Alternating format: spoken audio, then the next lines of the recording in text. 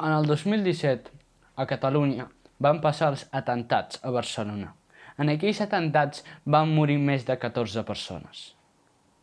En el 2019, Rufó Chacón, que és un adolescent de 16 anys, va perdre la vista per culpa dels trets de la policia.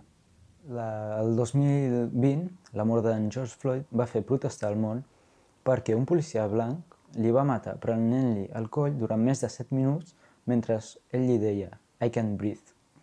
Actualment encara hi ha violència de gènere, encara hi ha dones maltratades i dones obligades a casar-se.